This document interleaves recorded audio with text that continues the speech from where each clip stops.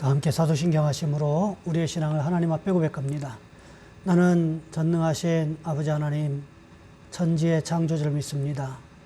나는 그의 유일하신 아들 우리 주 예수 그리스도를 믿습니다.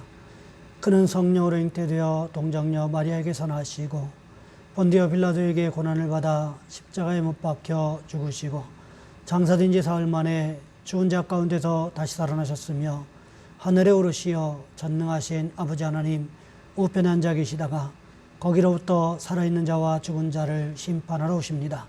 나는 성령을 믿으며 거룩한 공교회와 성도의 교제와 죄를 용서받는 것과 몸의 부활과 영생을 믿습니다. 아멘. 찬송가 516장입니다. 찬송가 516장입니다. 옳은 길 따르라 의의 길을 세계 만민에 의해 참된 길, 이 길 따라서 살기를 온 세계에 전하세. 만 백성이 나갈 길, 어두운 밤 지나고 동튼다. 환한 빛 보아라 저 빛, 주 예수의 나라 이 땅에 곧 오겠네 오겠네.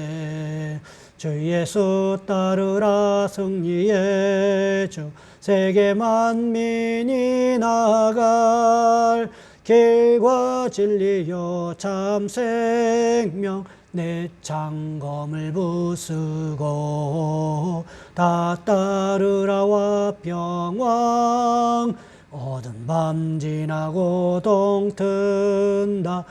환한 빛 보아라 저 빛, 주 예수의 나라 이 땅에 곧 오겠네 오겠네.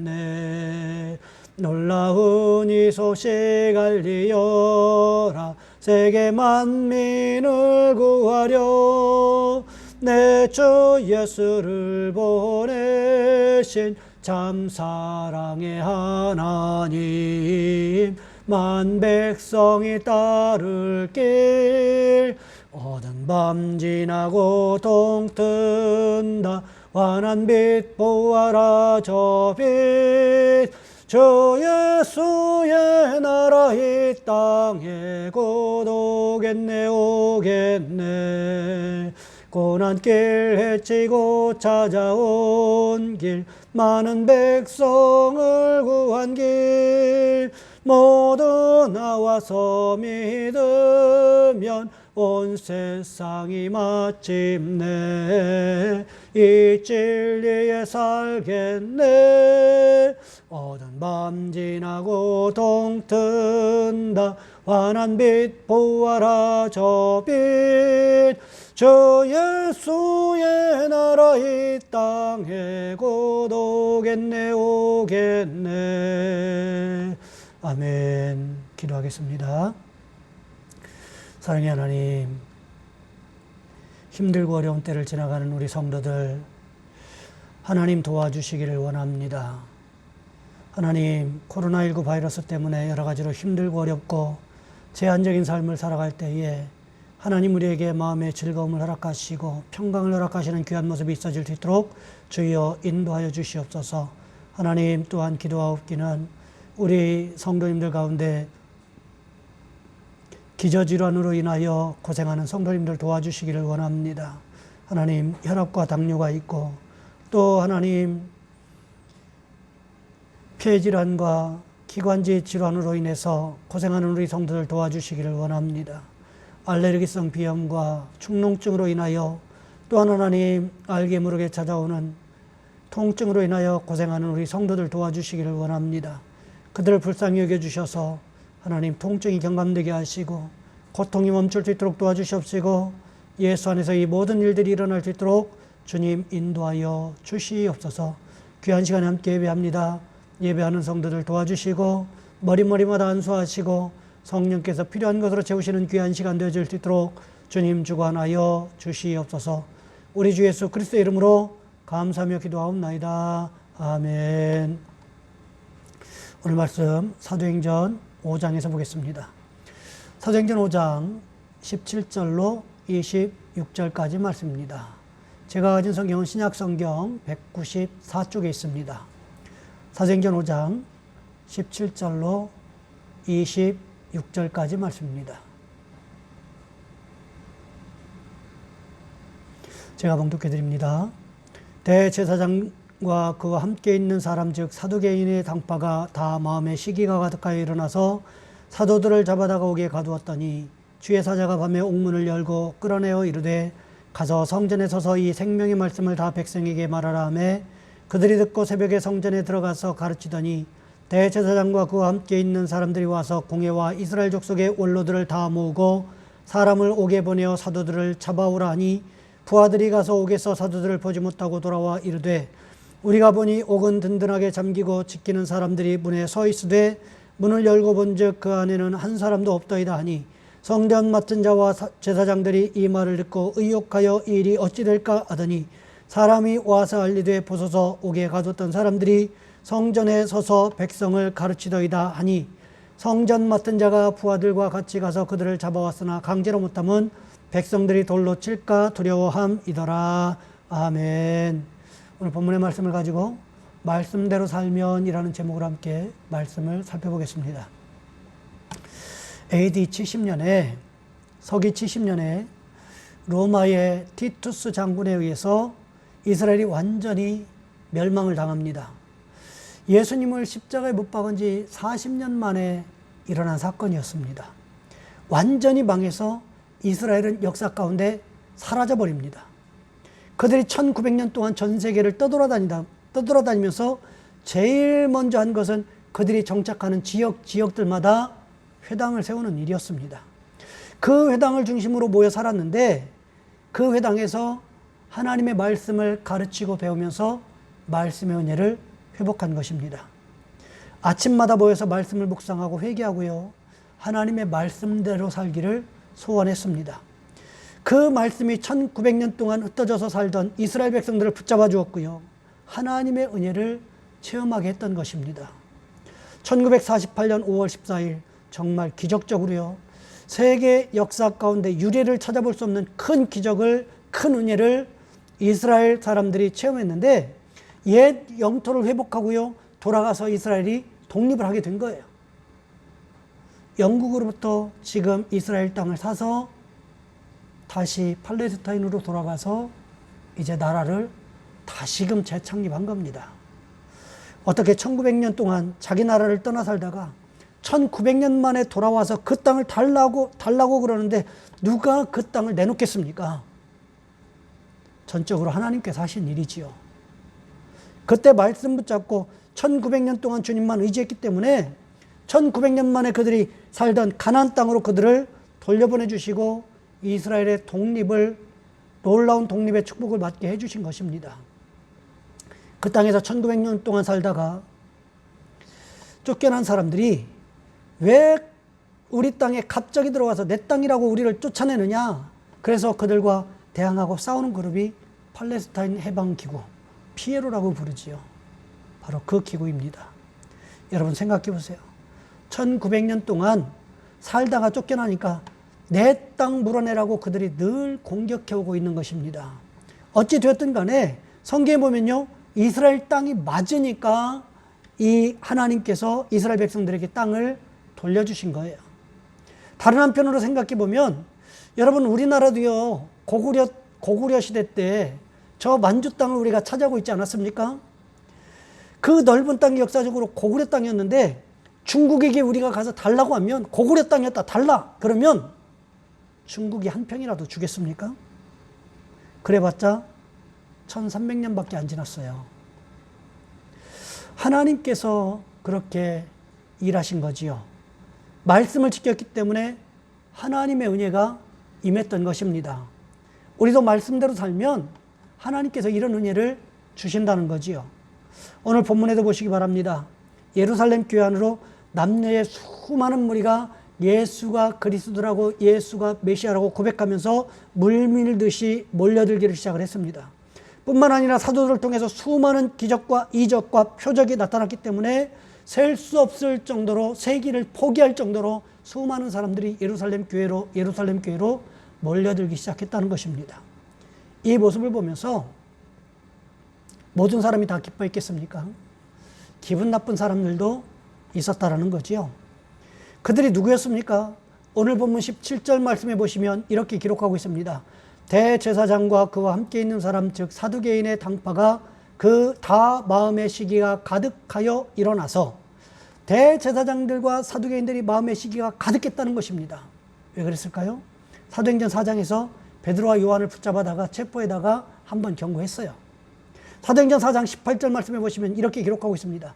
그들을 불러 경고하여 도무지 예수의 이름으로 말하지도 말고 가르치지도 말라 하니, 백성들 때문에 어떻게 하지는 못했고요. 위협하고 놓아주었는데 가만히 보니까 사도들을 통해서 표적과 기적과 이사가 수없이 일어나고 수많은 사람들이 예수 믿겠다고, 예수가 그리스도라고 예루살렘 교회로 몰려들더라는 거지요. 그러니 대제사장들과 사두개인들이요, 자신들이 무시당했다는 느낌을 받지 않았겠습니까?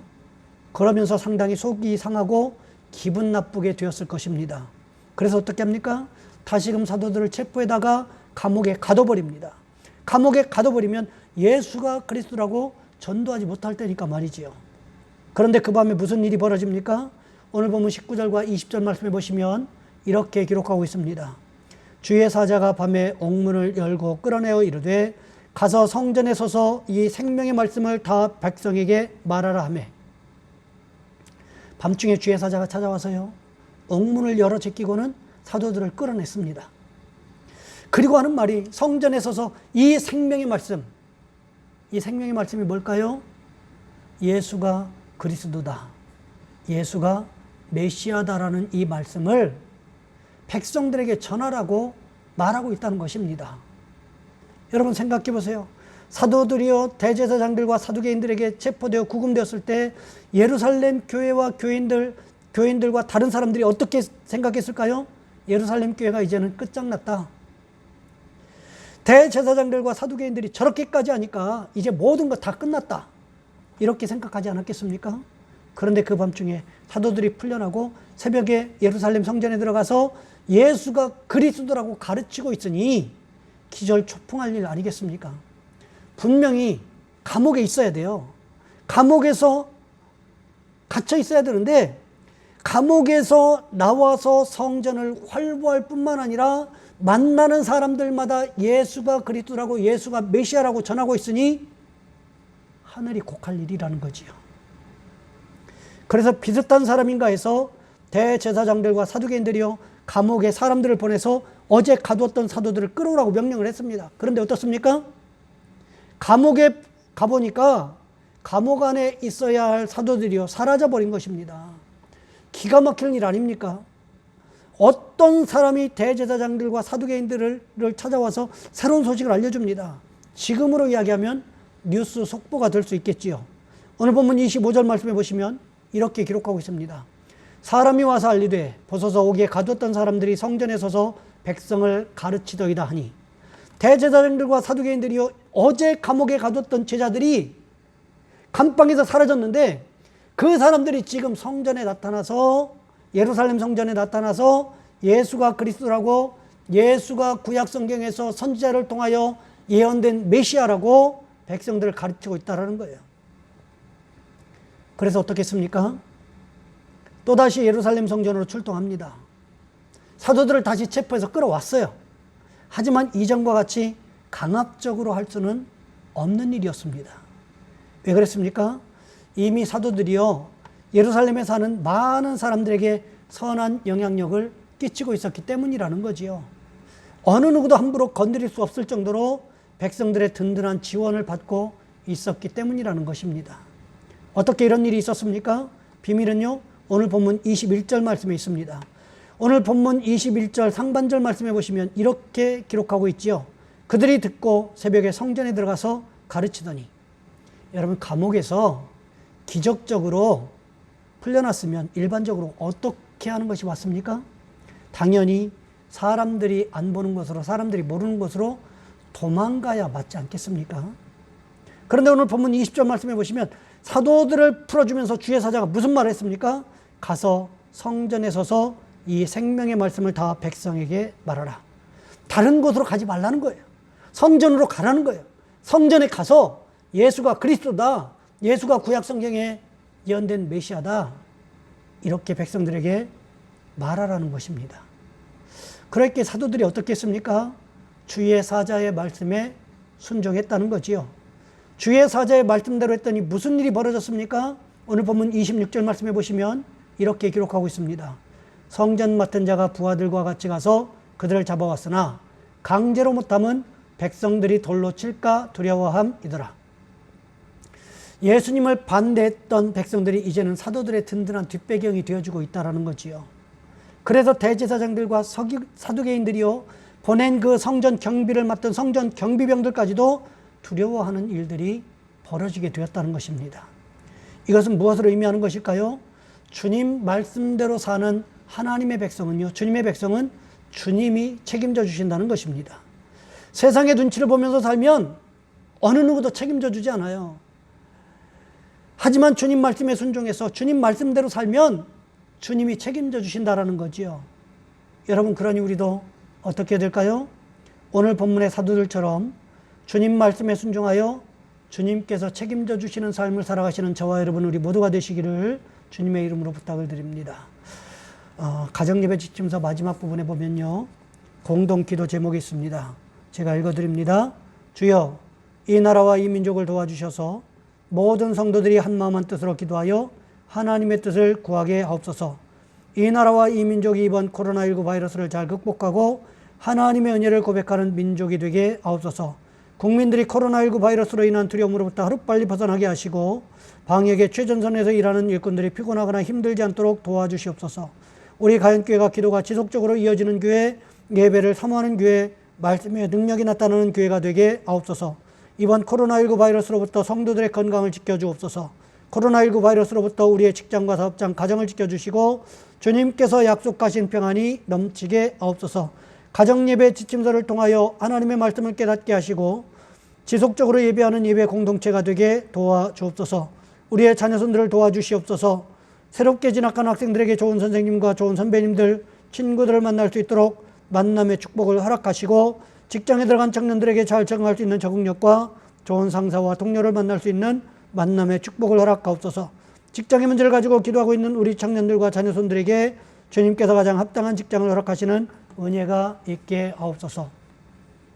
이 9가지 기도 제목과 우리도 주님께서 책임져 주시는 귀한 삶을 살아갈 수 있게 달라고 이 시간 우리 주여 한번 간절히 부르신 후에 한 목소리 함께 기도합니다. 주여, 사랑의 하나님, 우리를 도와주시기를 원합니다.